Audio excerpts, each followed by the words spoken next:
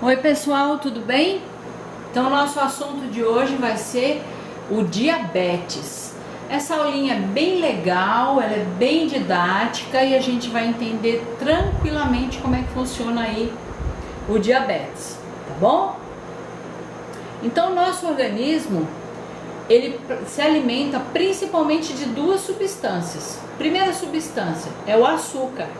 Dentro do organismo, esse açúcar é conhecido como que é isso? Glicose. Glicose, pessoal. E a glicose, o açúcar vem de onde? Dos alimentos. Então, a primeira substância que nos mantém é o açúcar. E a segunda substância é o oxigênio, né? E esse oxigênio vem de onde? Vem do ar que a gente respira. Então, esse é a segunda substância que nos alimenta. O açúcar, né, que nós já vimos que dentro do organismo ele é conhecido como glicose, e o oxigênio, eles são transportados pelo sangue e são distribuídos para todos os órgãos e células do corpo. Então, já que a gente precisa deles para viver, não é isso? Então, a gente precisa deles para viver, então eles são transportados, certo? As células vão transformar esse açúcar, essa glicose e o oxigênio em energia. Olha que maravilha! Muito bem. E para que eu preciso de energia? Será que eu e você precisamos de energia? Será? Para que serve essa energia? Olha só, para viver. Eu e você precisamos de energia para viver, fazer todas as atividades de vida que a gente tem. Precisamos de energia para decidir o que é certo, decidir o que é errado. Isso é certo? É errado? Eu posso fazer? Não posso fazer?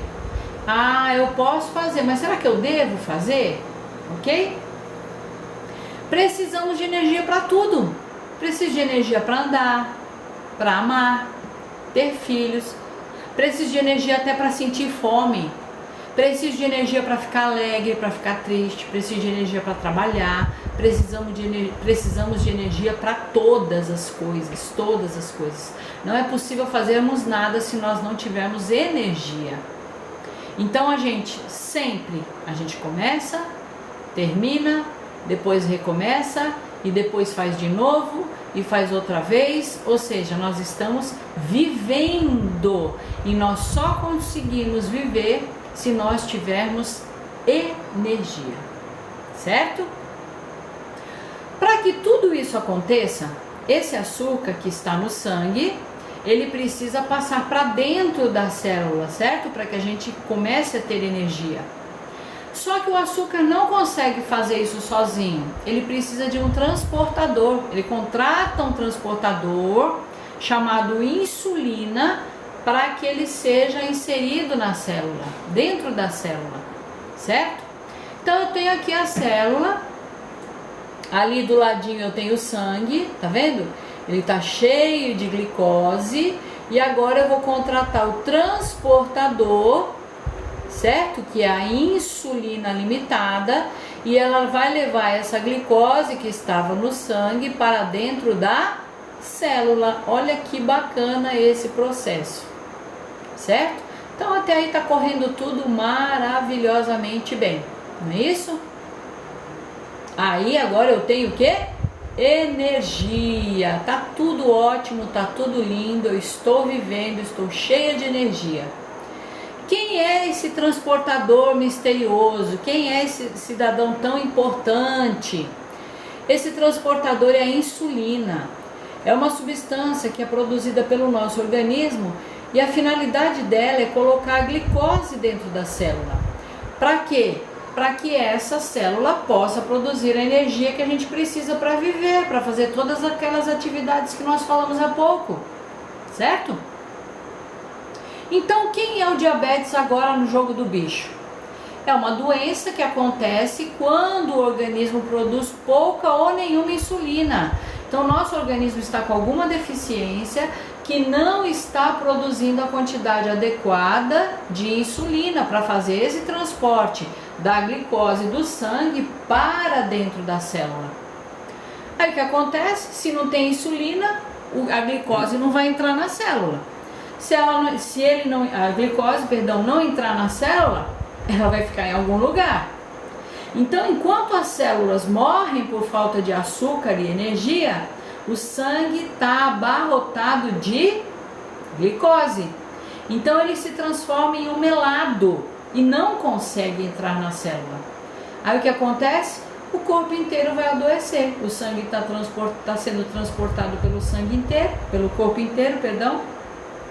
Então esse organismo vai ficar doente, certo? E quem é o responsável pela produção da insulina? É o pâncreas, né? O pâncreas é responsável por isso. A quantidade de insulina produzida vai depender do quê? Da quantidade de açúcar que eu como, certo? Quanto mais açúcar a gente come, mais o pâncreas precisa trabalhar. Olha só essa comparação. Quanto mais açúcar a gente come, mais o pâncreas tem que trabalhar. Isso é grave, hein? Aí não adianta a gente fingir que não vê. Por quê? Na batata, no arroz, no pão, no macarrão, no biscoito, na farofa. Meu Deus, na pizza, aquela pizza maravilhosa, doces, sorvetes, chopp, vinho, cerveja, só alguns exemplos, cachaça. É a mesma coisa que a gente estiver comendo açúcar. Aí você dá uma olhada nesses alimentos, só coisa ruim, né? Dificilmente as pessoas não gostam de batata, arroz, pão, macarrão, biscoito, farofa, pizza, doce, sorvete. Alguns são bem adeptos, né? Os frequentadores do Satanás Bar são adeptos do chopp, do vinho, da cerveja, da cachaça, né? Em grandes quantidades. Então a gente também tem que se policiar, certo? Porque não é só o açúcar propriamente dito que vai virar glicose no nosso organismo, certo? Cuidado! E aí, por que esse pâncreas deixa de produzir insulina? Ele não foi pago para isso, ele não foi criado para isso, a função dele não é essa. Por que ele não faz o trabalho dele direito então, rapaz? Você foi contratado para isso? Simplesmente porque ele cansou. Se ele cansou, é porque ele está com uma sobrecarga, você concorda comigo? Certo? Aí o que ele faz? Ele fica esperando que a gente faça exercícios para ajudar a consumir a glicose. E eu e você, desde sempre, a gente ouve que tem que fazer atividade física. A gente quase ouve no subconsciente, né, uma voz falando: faça atividade física, faça atividade física, faça atividade física, né? Ele fica numa esperança enorme que a gente não engorde, ele fica torcendo para a gente não engordar, porque quando a gente engorda, também a gente traz uma sobrecarga, porque conforme a gente vai engordando, são necessárias muito maiores quantidades de insulina para colocar a glicose dentro da célula. Por isso que a gente fica se policiando e preocupado para não engordar. Aí chega o momento que o pâncreas não consegue mais produzir tanta insulina. Você vê que ele se esforçou, mas ele não está mais conseguindo, né? E aí é interessante também a gente saber que o diabetes começa muitos anos antes do açúcar aumentar no sangue. Não é porque hoje eu passei o dia inteiro numa festa de aniversário comendo muito doce que amanhã eu vou ficar diabética. Então, ele vem há anos nos monitorando a diabetes, ele fica de olho na gente muitos anos. Então, a gente precisa começar em qualquer idade a avaliar. Por quê? E aí a gente precisa, como pais, né, como pais e mães, avaliar as nossas crianças. Por quê? A gente precisa ficar de olho para essas crianças também não engordarem. Precisamos ficar de olho para que essas crianças façam atividade física. Precisamos ficar de olho para que essas crianças não se alimentem de forma inadequada. E a gente também precisa se policiar enquanto pais e mães, não só as crianças, certo?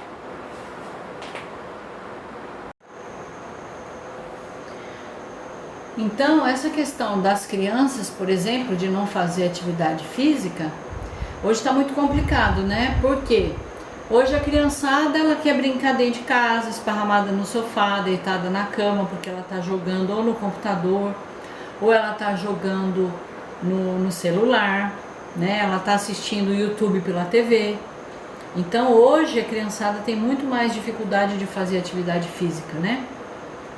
Hoje você não vê, é muito raro você ver criançada brincando na rua, andando de bicicleta, andando de patins, né? Então hoje tem alguns, claro, mas a gente sabe que essa questão da atividade física para crianças está bem complicado, né? Então assim, a gente precisa dar uma olhada nisso, né? E também se alimentar de forma inadequada. Até nós, adultos, temos dificuldades, porque hoje a gente tem uma oferta muito grande de coisas deliciosas, de lanches maravilhosos, e a gente quer porque quer experimentar. A gente fica pensando qual o lanche da próxima saída, ou qual lanche que a gente vai pedir, enfim, né? Então a gente precisa realmente se policiar com relação à diabetes, né? Ela é conhecida como uma doença silenciosa, exatamente porque a gente vai nem percebendo o que está acontecendo, tá? Então, através dos anos e dos erros, a gente vai tendo aí uma diminuição, né, na capacidade de colocação de glicose dentro da célula, né? Então, a gente vai vendo que isso vai fazer com que a pessoa se torne diabético, né? Então, isso é bem complicado. Então, nesse momento, quem aumenta no sangue é a glicose, como nós falamos anteriormente, né? Já que a insulina não está mais conseguindo transportar a glicose para dentro da célula, né? E o diabetes, como a gente falou, ele fica ali durante muito tempo olhando para nós, né? Só esperando a oportunidade dele realmente entrar em cena, tá bom? Ou seja, com o passar dos anos, a gente foi criando um monstro, mas infelizmente a gente não se deu conta disso, a gente não percebeu que a gente estava criando um monstro, mas ele está lá, ele está presente, certo? E a gente vai ter que lutar contra ele agora. Então, o diabetes, tem como eu evitar? Sim, tem como nós evitarmos. Preciso fazer as escolhas certas, não é isso? Então, preciso me alimentar de forma adequada, preciso fazer atividade física, não posso me permitir engordar, né? Então isso tudo vai ajudar, inclusive para as crianças, como nós falamos, não é isso? O diabetes está se tornando também uma doença de crianças. Por quê? Porque elas estão sedentárias, como nós falamos anteriormente. Elas engordam bastante, né? Comem muitos alimentos industrializados, né? Então isso tudo faz muita diferença nas nossas vidas, né? A maneira como nós vivemos atualmente também proporciona várias doenças, tá certo? E agora a gente vai falar sobre hipoglicemia e hiperglicemia, tá bom?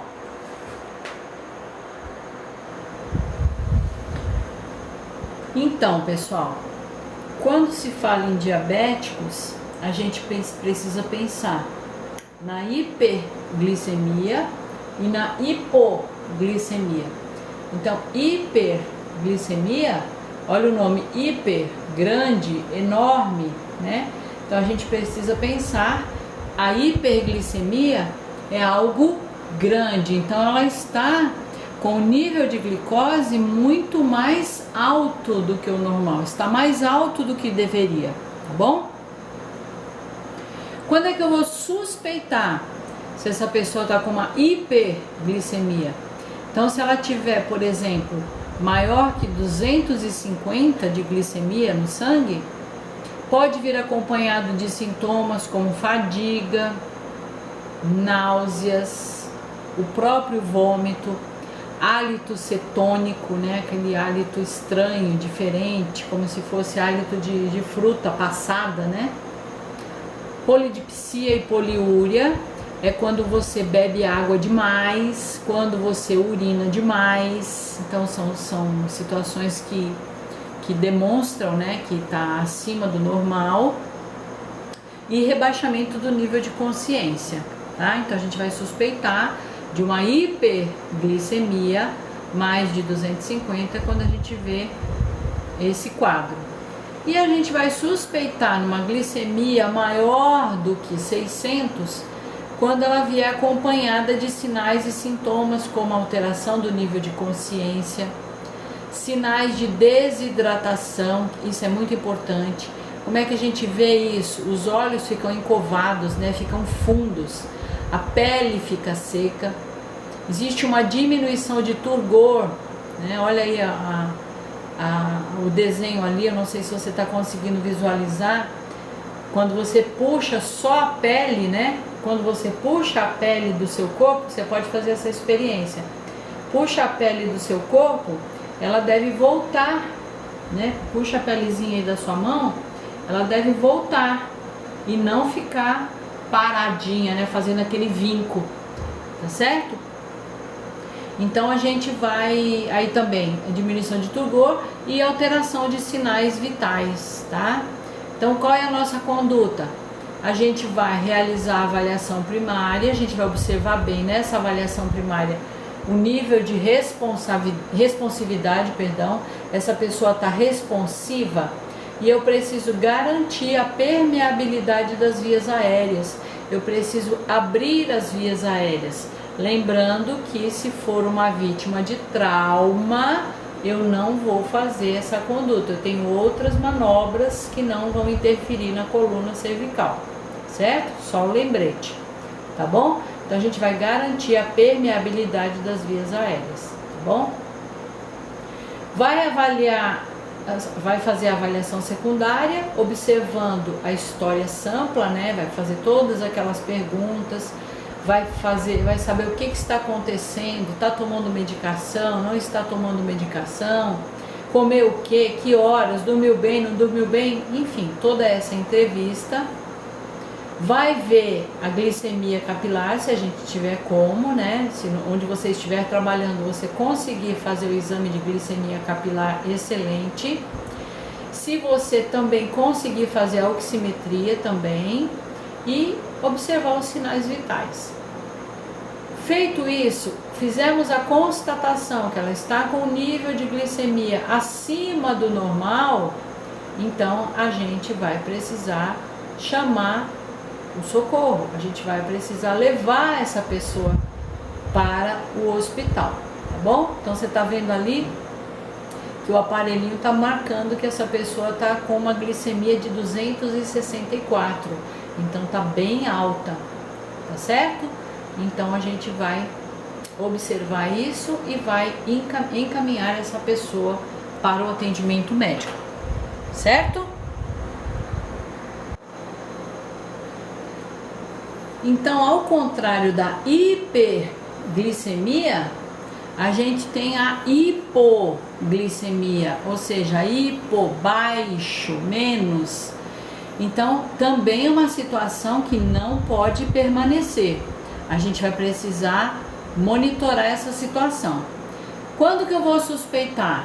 Então, ó, uma glicemia capilar abaixo de 60, com sinais de hipoglicemia, o que a gente vai ter? Tremores, muito suor, a pessoa estará pálida, muito pálida, taquicárdica, pode apresentar tontura, dor de cabeça, fraqueza, parestesia, são coisas estranhas na pele, como se tivesse uma coceira, alguma coisa, uma sensação anormal. Distúrbios visuais, rebaixamento do nível de consciência, por exemplo. Então são algumas das situações onde a gente pode observar, principalmente se a gente tiver como fazer a glicemia capilar dessa vítima, tá? Então a avaliação, ela é a mesma da hiperglicemia. A gente vai fazer a avaliação primária e vai dar bastante ênfase para a responsividade, né? Então a gente precisa buscar o quanto essa pessoa está responsiva. e vai garantir a abertura das vias aéreas, a permeabilidade das vias aéreas, certo? Vai realizar a avaliação secundária, como nós fizemos lá na hiperglicemia, e vai, se a gente tiver como mensurar a glicemia capilar e a oximetria, excelente. Então a gente observa aí no aparelhinho que essa pessoa está com uma glicemia muito baixa, né? Então a gente vai precisar fazer contato imediatamente com o atendimento médico e essa pessoa precisa ser atendida o mais rápido possível, certo? Então essas foram a hiperglicemia e a hipoglicemia, tá bom?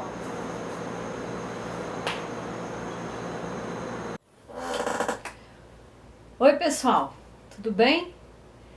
Vamos fazer um fechamento ali naquela nossa conversa sobre diabetes. A gente não tem como passar uma ideia em vídeo, nada, né?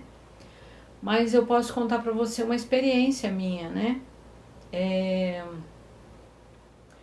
Quando eu nasci, a minha mãe já era diabética e ela não sabia.